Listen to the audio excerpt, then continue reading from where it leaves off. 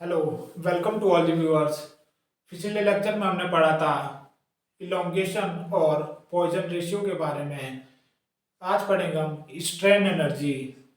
जो भी चैनल पर नए आए हैं वो चैनल को सब्सक्राइब कर दें। स्ट्रेन एनर्जी क्या होती है? ये कोई हमारे पास एक मटेरियल है। यदि हम इस पर लोड अप्लाई करेंगे तो इसके लेंथ में इंक्रीज होगा, जिसे हम डेल एल इलोंगेशन कहते हैं। ये इसमें इंक्रीज हुई लेंथ है जिसे हम डिफॉर्मेशन कहेंगे। इस मटेरियल में जो लोड लगाने पे जो डिफॉर्मेशन पैदा होगी, डिफॉर्मेशन डिफॉर्मेशन पैदा होगी, उस डिफॉर्मेशन के कारण इस मटेरियल के अंदर एक एनर्जी एक एनर्जी स्टोर होगी। और इसी स्टोर एनर्जी को हम स्ट्रेन एनर्जी कहते हैं। किसी मटेरियल में लोड अप्लाई करने पर डिफॉर्मेशन पैदा होती है और इस डिफॉर्मेशन के कारण मटेरियल के अंदर एक एनर्जी स्टोर होती है और इसी स्टोर एनर्जी को हम स्ट्रेन एनर्जी कहते हैं। जो एनर्जी है वो मटेरियल के अंदर स्टोर हो रही है, तो हम कह सकते हैं कि स्ट्रेन एनर्जी एक इंटरनल इंटरनल एनर्जी है। और जो लोड लगाया जाएगा वो हमेशा इलास्टिक लिमिट के अंदर ही लगाया जाएगा। यदि हम लोड को इलास्टिक लिमिट के अंदर अप्लाई करेंगे तो जब हम लोड को रिमूव करेंगे तो डिफॉर्मेशन भी रिमूव हो जाएगी और मटेरियल के अंदर जो एनर्जी स्टोर हुई है वो भी आसानी से रिलीज हो जाएगी। यदि हम इसे इलास्टिक लिमिट के बाहर तक अप्लाई करेंगे तो मटेरियल के अंदर एक परमानेंट डिफॉर्मेशन पैदा हो जाएगी और एनर्जी भी उसमें परमानेंट स्टोर हो जाएगी। जब हम लोड को रिमूव करेंगे तो डिफॉर्मेशन रिमूव नहीं होगी और ना ही इसमें स्टोर्ड एनर्जी रिलीज हो पाएगी। और अब हम स्ट्रेन एनर्जी की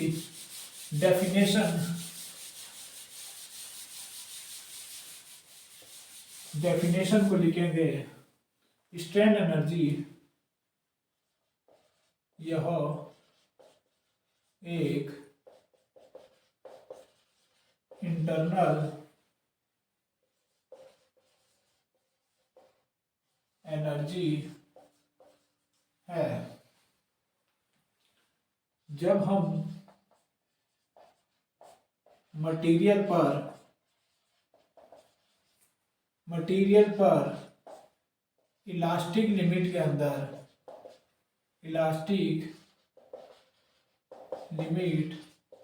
के अंदर लोड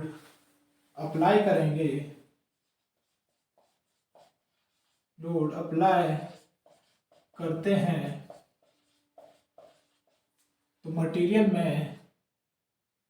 तो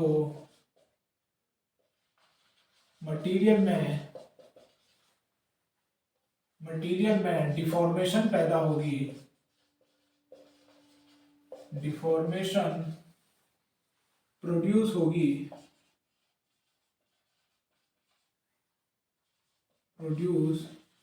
होगी और इस डिफॉर्मेशन के कारण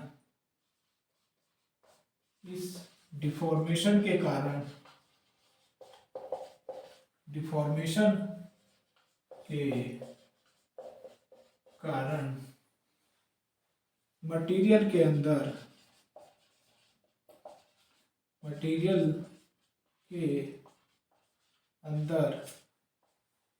एनर्जी स्टोर होती है।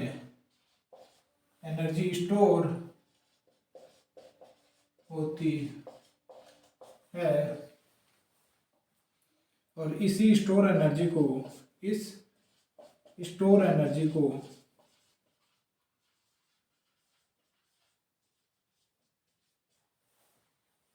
इस स्टोर एनर्जी को स्ट्रेन एनर्जी कहते हैं। इस स्टोर एनर्जी को स्ट्रेन एनर्जी कहते हैं। लोड हमेशा इलास्टिक लिमिट के अंदर ही होगा और स्ट्रेन एनर्जी को हम U से डिनोट करते हैं। और यदि हम लोड को इंक्रीज करेंगे तो डिफॉर्मेशन भी इंक्रीज होगी, और डिफॉर्मेशन इंक्रीज होगी तो जो मटेरियल के अंदर एनर्जी स्टोर हो रही है वो भी बढ़ेगी, और अगर स्टोर एनर्जी बढ़ेगी तो ऑटोमेटिकली जो स्ट्रेन एनर्जी है वो भी बढ़ जाएगी। तो हम कह सकते हैं कि स्ट्रेन एनर्जी लोड पर, अप्लाइड लोड पर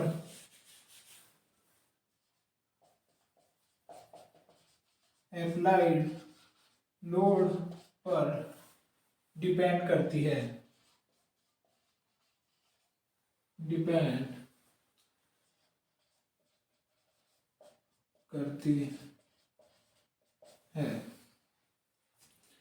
जब ये लोड पर डिपेंड करती है तो हम लोड को दो प्रकार से लगा सकते हैं, और उन दो प्रकार से जो लोड लगाएंगे उसके लिए हम स्ट्रेन एनर्जी को कैलकुलेट करेंगे।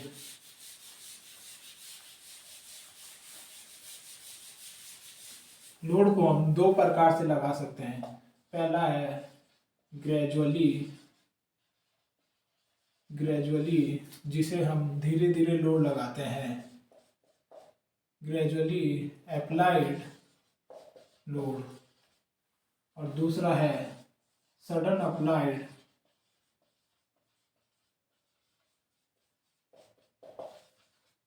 लोड।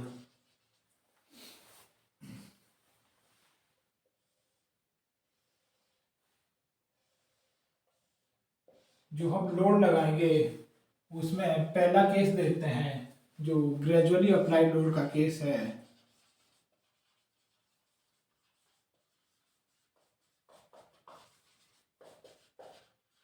ग्रेजुअली अप्लाइड लोड, जो ग्रेजुअली लोड अप्लाइड है उसे हम 0 से बढ़ाएंगे, फिर 8 न्यूटन, फिर 2 न्यूटन, फिर 3 न्यूटन, इस प्रकार से हम लोड को बढ़ाते हैं और मैक्सिमम लिमिट तक।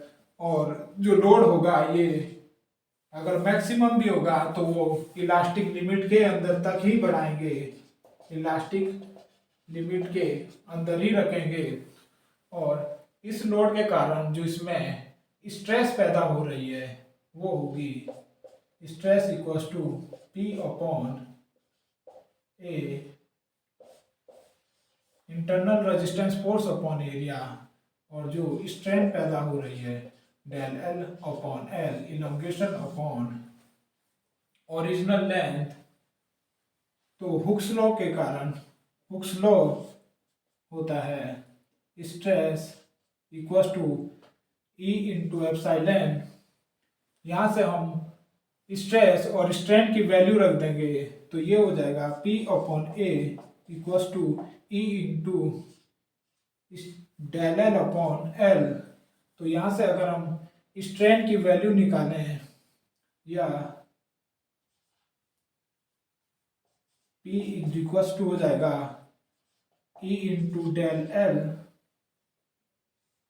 E into del L into area upon L।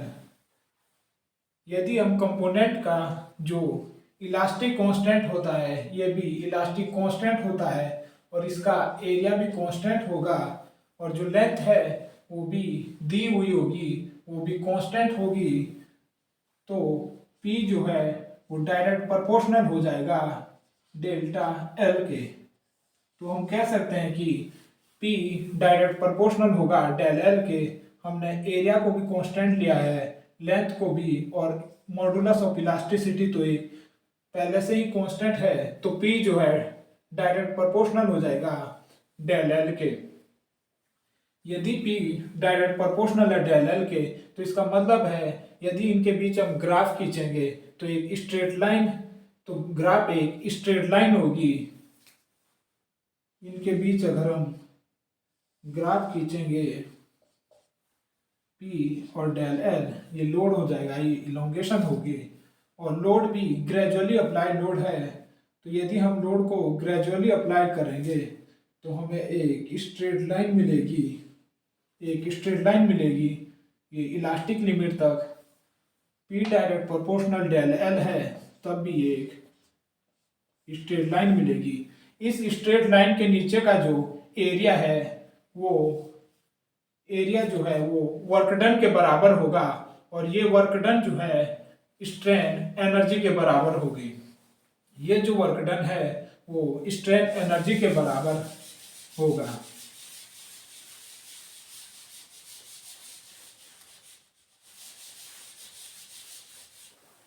इस लाइन के नीचे का जो एरिया है उसे हम फाइंड करेंगे। ये जो एरिया हो जाएगा वो वर्क डन के बराबर होगा, और ये वर्क डन ही स्ट्रेन एनर्जी है। अगर हम इसका एरिया निकालेंगे तो ये एक त्रिभुज है, और त्रिभुज का एरिया 1/2 बेस इंटू हाइट होता है। इसका बेस डेल्टा एल, और इसकी जो हाइट है वो P है, जो लोड से डिनोट कर रहे हैं। तो इसका जो एरिया हो जाएगा वो P into delta L 1/2 into P into delta L हो जाएगा। और ये स्ट्रेन एनर्जी है, और स्ट्रेन एनर्जी को हम U से डिनोट करते हैं, तो 1/2 P इंटू डेल एल। ये ग्रेजुअली अप्लाइड लोड के केस में स्ट्रेन एनर्जी का फॉर्मूला है। और यदि हम P इंटू डेल्टा एल, यदि हम ऊपर और नीचे एरिया से मल्टीप्लाई कर दें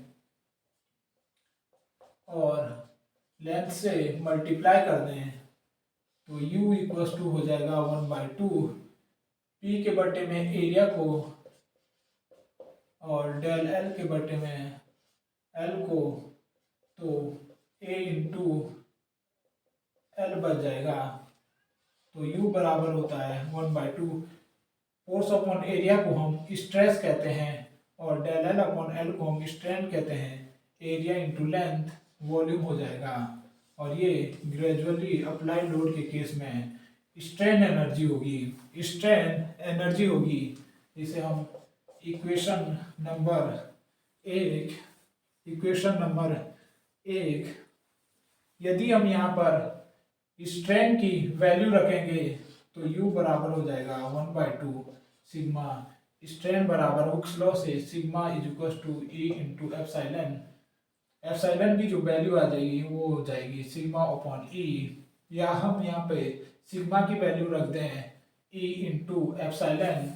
पहले हम सिग्मा की वैल्यू रखते हैं E into epsilon into V। तो स्ट्रेन एनर्जी का जो दूसरा फॉर्मूला हो जाएगा 1/2 एप्सिलॉन का square into E into volume. और यदि अब हम इसमें स्ट्रेन की वैल्यू रख दें यहाँ से, तो ये हो जाएगी सिग्मा अपॉन E बराबर एप्सिलॉन।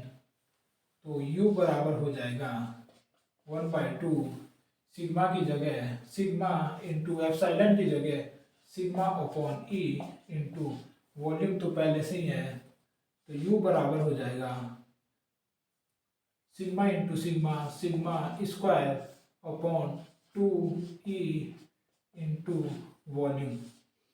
ये ग्रेजुअली लोड अप्लाइड लोड के केस में स्ट्रेन एनर्जी हो जाएगी। इसे हम ग्रेजुअली अप्लाइड लोड के केस में टोटल स्ट्रेन एनर्जी कहेंगे। और ये मोस्ट इंपोर्टेंट फॉर्मूला है, कई बार एग्जाम में पूछा गया है। और अब हम इसका दूसरा केस लेंगे जो सडन अप्लाइड लोड है।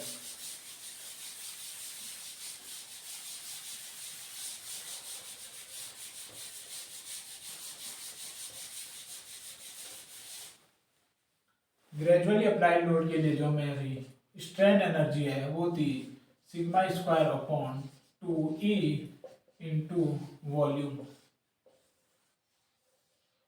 और अब हम सडन अप्लाइड लोड के लिए देखेंगे तो P direct proportional to del L था। सडन अप्लाइड लोड हम किसे कहते हैं?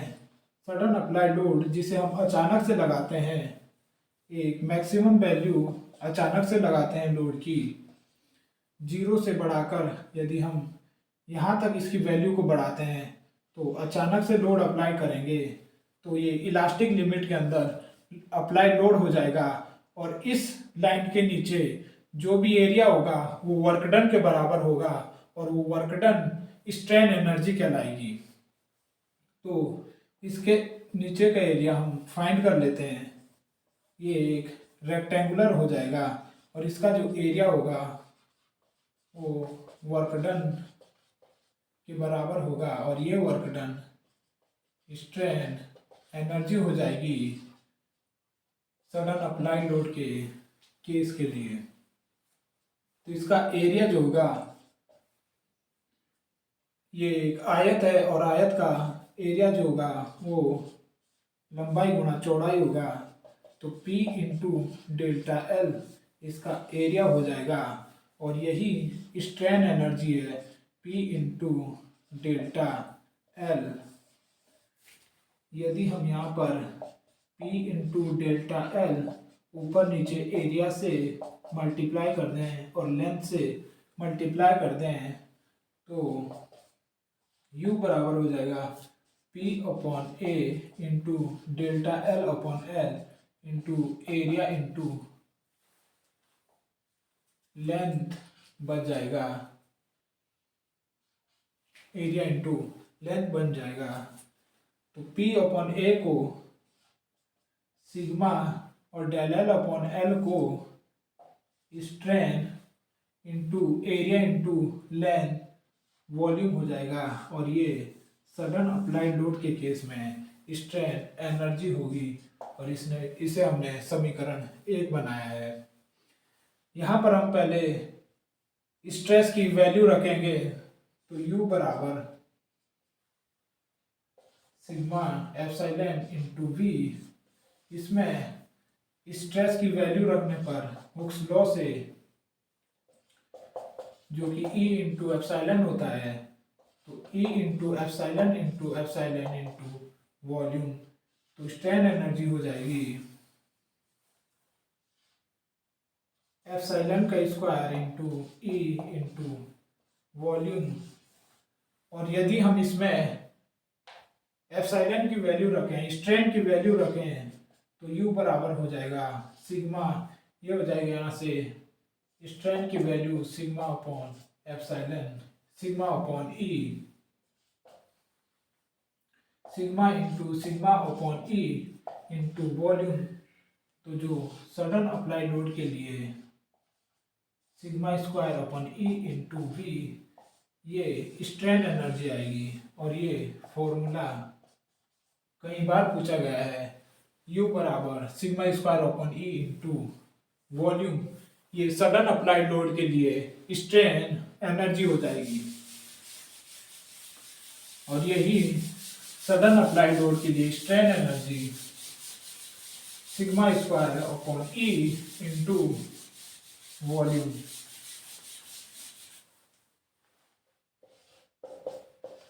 Sigma square upon E into volume.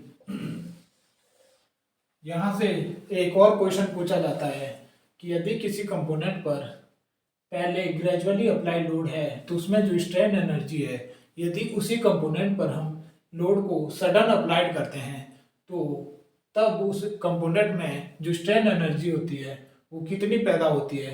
तो ग्रेजुअली अप्लाई लोड के स्ट्रेन एनर्जी जो है सडन अप्लाई लोड के केस में 4 गुना होती है, 4 गुना हो जाएगी यदि पहले किसी कंपोनेंट पर ग्रेजुअली लोड अप्लाइड है तो उसमें स्ट्रेन एनर्जी है U बराबर sigma square upon 2E into volume. और यदि उसी में हम सडन अप्लाइड लोड लगा दें तो जो सडन अप्लाई लोड होता है, सडन अप्लाइड लोड होता है ग्रेजुअली लोड के 2 गुने के बराबर सडन अप्लाइड लोड की वैल्यू होती है।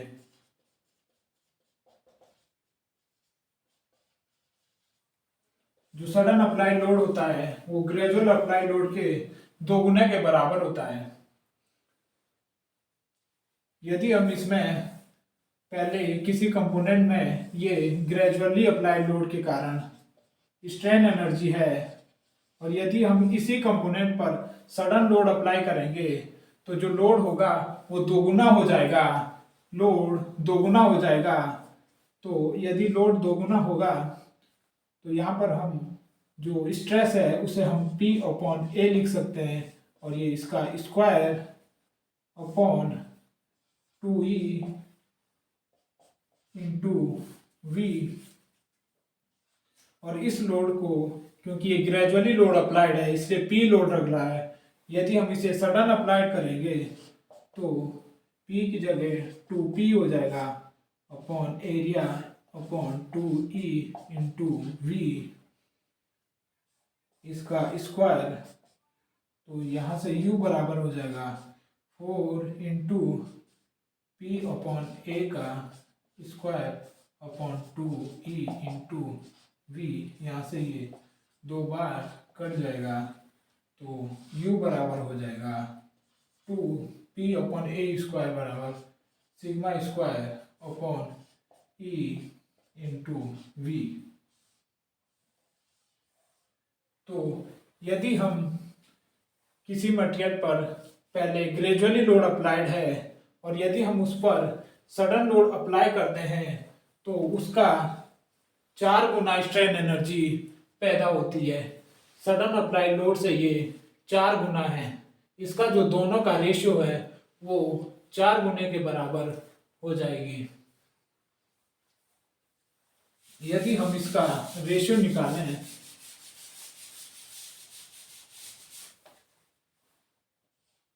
ये ग्रेजुअली लोड अप्लाई हो रहा है तो इसके लिए जो स्ट्रेन एनर्जी है वो है sigma upon 2E into V, और इसका अगर हम रेशियो निकालें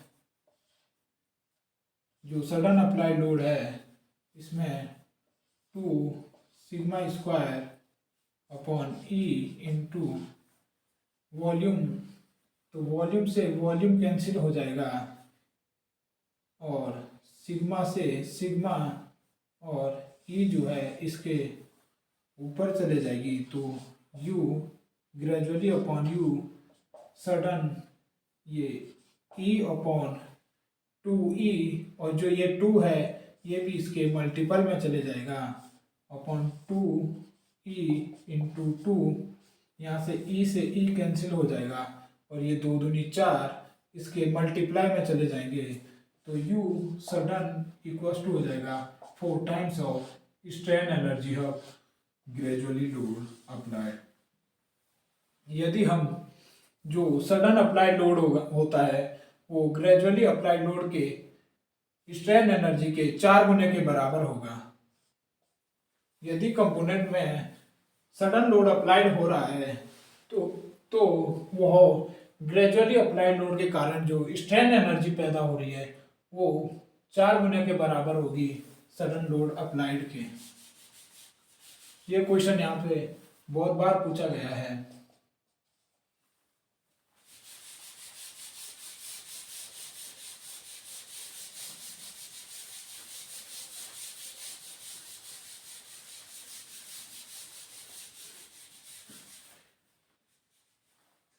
इसे अगर हम लैंग्वेज में लिखना चाहें तो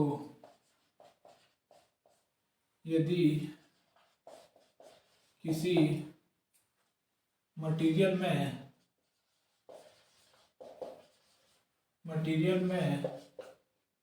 ग्रेजुअली लोड अप्लाई करने पर, ग्रेजुअली लोड अप्लाई करने पर जो स्ट्रेन एनर्जी है, स्ट्रेन एनर्जी पैदा हो रही है, प्रोड्यूस हो रही है, यदि उसी कंपोनेंट पर, उसी मटेरियल के उसी कंपोनेंट पर, यदि उसी मटेरियल पर ग्रेजुअली अप्लाई लोड की जगह सडन अप्लाइड लोड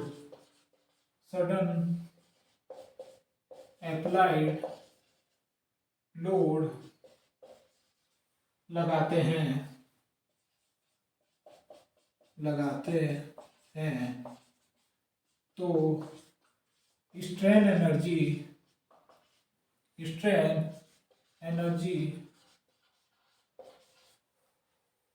4 गुना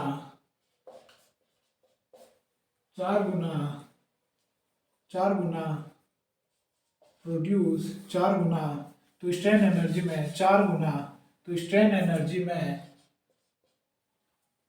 एनर्जी 4 गुना हो जाती है। सडन अप्लाई लोड के केस में स्ट्रेन एनर्जी जो है 4 गुना होगी, ग्रेजुअली अप्लाई लोड के केस में स्ट्रेन एनर्जी के। ये मोस्ट इम्पोर्टेंट है और ये बहुत बार पूछा गया है। डायरेक्ट क्वेश्चन आएगा और आपको कैलकुलेट करने की जरूरत नहीं है, आप इसे बस याद कर लें। और हम यहाँ से कह सकते हैं कि जो ग्रेजुअली अप्लाई लोड है और सडन अप्लाई लोड के केस में जो ग्राफ बन रहा था, उसमें जो हम एरिया फाइंड कर रहे थे, उसके कारण जो वर्क डन था वही जो है स्ट्रेन एनर्जी था। तो हम कह सकते हैं कि लोडेड मटेरियल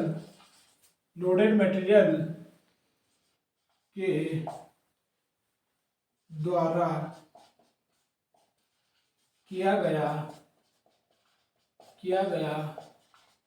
कार्य ही स्ट्रेन एनर्जी है। वहां पर हमें जो एरिया मिल रहा था वो वर्क डन के बराबर था, और जो वही वर्क डन है उसे हम स्ट्रेन एनर्जी कह रहे थे। तो हम कह सकते हैं कि जो लोडेड मटेरियल के द्वारा किया गया कार्य क्या किया गया है, जो स्ट्रेन एनर्जी स्टोर कर रहे हैं वही वर्क डन है, तो उसे हम स्ट्रेन एनर्जी कहते हैं।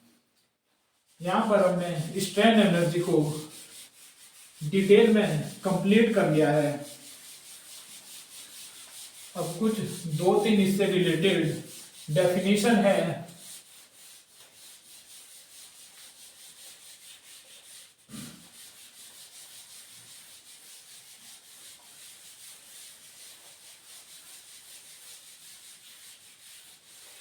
जिसमें पहली हो जाएगी रेजिलियंस।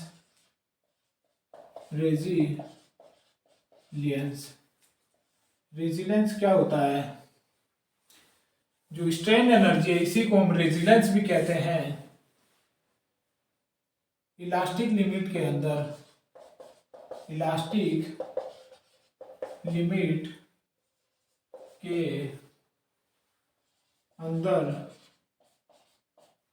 मटेरियल में जब हम इलास्टिक लिमिट के अंदर मटेरियल पर लोड लगाते हैं, इलास्टिक लिमिट के अंदर मटेरियल में लोड के कारण जो स्टोर्ड, इलास्टिक लिमिट के अंदर मटेरियल में स्टोर्ड एनर्जी को, स्ट्रेन एनर्जी को हम रेजिलियंस भी कहते हैं। तो इसकी भी डेफिनेशन यही हो जाएगी, स्टोर्ड एनर्जी को रेजिलियंस कहते हैं।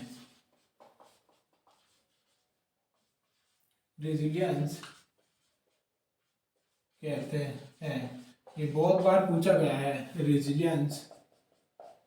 और एक दूसरा है इसकी हेडिंग प्रूफ रेजिलियंस।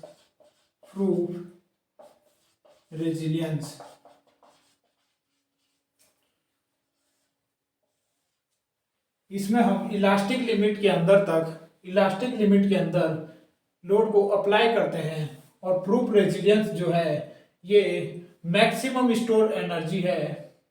ये मैक्सिमम स्टोर एनर्जी है। मैक्सिमम स्टोर एनर्जी को हम प्रूफ रेजिलियंस कहते हैं। और मैक्सिमम स्ट्रेन एनर्जी हमें कब मिलेगी? लोड को हमें इलास्टिक लिमिट तक ही लगाना है। ये इसमें हम लोड को इलास्टिक लिमिट के अंदर लगा रहे थे। अगर हमें मैक्सिमम रेजिलियंस चाहिए, मैक्सिमम स्टोर्ड एनर्जी चाहिए, तो हम लोड को इलास्टिक लिमिट तक लगाएंगे, up to the elastic limit. यदि हम लोड को यदि ये इलास्टिक लिमिट है, यदि लोड को हम मैक्सिमम कहां तक लगा सकते हैं? इलास्टिक लिमिट तक।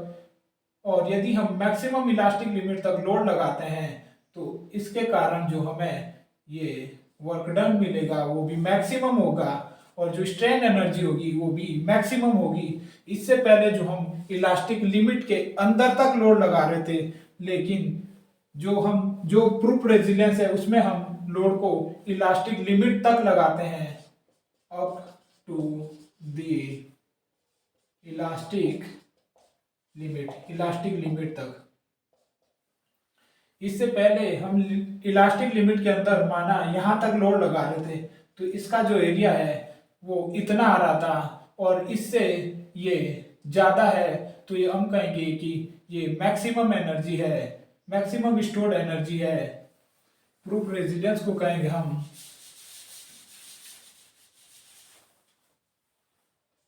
प्रूफ रेजिलियंस को जब हम लोड को इलास्टिक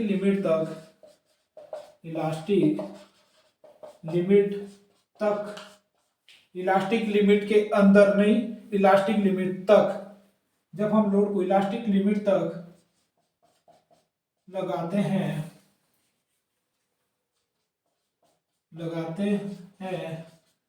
तो मटेरियल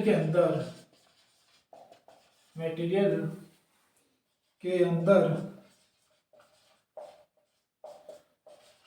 मैक्सिमम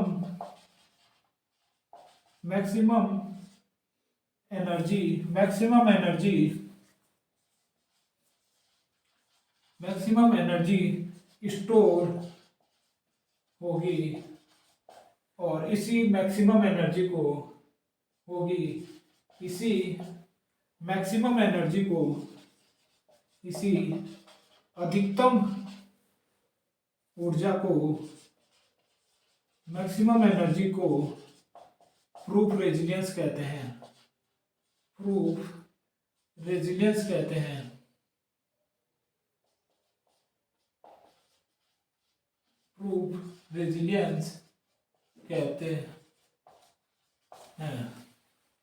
और इसका जो डायग्राम है वो यहाँ बना देता हूँ, इसे मिटा के। प्रूफ रेजिलियंस का जो डायग्राम होगा, इससे पहले जो रेजिलियंस में या स्ट्रेन एनर्जी में हम जो लोड लगा रहे थे, यदि ये इलास्टिक लिमिट ई है तो इससे पहले हम यहाँ तक लोड लगा रहे थे, इलास्टिक लिमिट के अंदर ही लोड लगा रहे थे, तो ये वाला जो एरिया था वो इससे कम होगा यदि हम up to the elastic limit तक लगाएं, up to the elastic limit. और ये विदिन द इलास्टिक लिमिट है। तो इसमें इतना डिफरेंस है। रेजिलियंस, इसे हम रेजिलियंस कहते हैं और स्ट्रेन एनर्जी कहते हैं और इसे हम प्रूफ रेजिलियंस कहते हैं।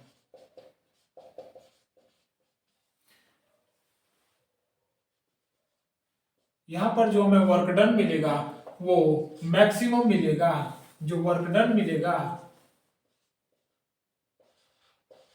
जो एरिया होगा वो भी मैक्सिमम होगा।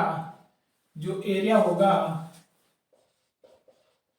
एरिया मैक्सिमम होगा और वर्क डन भी मैक्सिमम होगा, और अगर वर्क डन मैक्सिमम है तो स्ट्रेन एनर्जी भी यहाँ पर स्ट्रेन एनर्जी भी मैक्सिमम होगी, और इसी मैक्सिमम स्ट्रेन एनर्जी को हम प्रूफ रेजिलियंस कहते हैं। इसी मैक्सिमम एनर्जी को हम प्रूफ रेजिलियंस कहते हैं। और ये जो यहाँ पर लोड लग रहा था with in the elastic limit था, तो यहाँ पर मैक्सिमम एनर्जी नहीं मिल रही थी, तो ये रेजिलियंस और स्ट्रेन एनर्जी है और ये प्रूफ रेजिलियंस है। यही इसमें बेसिक डिफरेंशन है, यही इसमें बेसिक डिफरेंस है। प्रूफ रेजिलियंस में हम up to the elastic limit तक लोड लगाते हैं, और रेजिलियंस और स्ट्रेन एनर्जी में हम within the elastic limit तक। आज की लास्ट हेडिंग है modulus of resilience.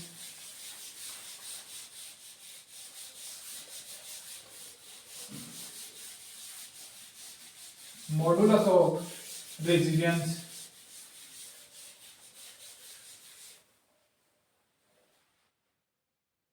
Last heading है modulus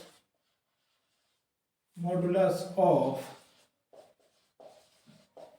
resilience. Modulus of resilience किसे कहते हैं? मॉडुलस ऑफ रेजिलियंस हम यूनिट वॉल्यूम पर मटेरियल के यूनिट वॉल्यूम में जितनी भी स्ट्रेन एनर्जी स्टोर्ड हो रही है उसे हम मॉडुलस ऑफ रेजिलियंस कहते हैं। हमने क्या कहा कि यदि मटेरियल की वॉल्यूम V है, V वॉल्यूम पर स्ट्रेन एनर्जी U स्टोर हो रही है, तो यूनिट वॉल्यूम पर कितनी स्ट्रेन एनर्जी स्टोर होगी वो होगी U अपॉन V, और इसी को हम मॉडुलस ऑफ रेजिलियंस कहते हैं, और इसे हम स्मॉल u से डिनोट करते हैं। यदि यहाँ पर 10 मीटर क्यूब वॉल्यूम पर 100 जूल स्ट्रेन एनर्जी स्टोर हो रही है, तो एक यूनिट वॉल्यूम पर 100 अपॉन 10 जूल पर metre cube strain energy store होगी, जो कि 10 जूल पर मीटर क्यूब आएगी।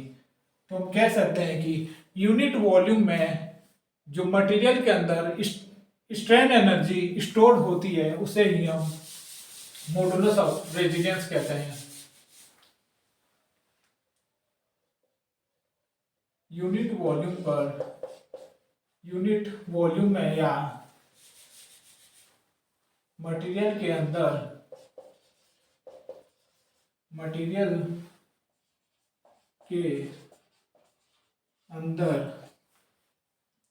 Strain energy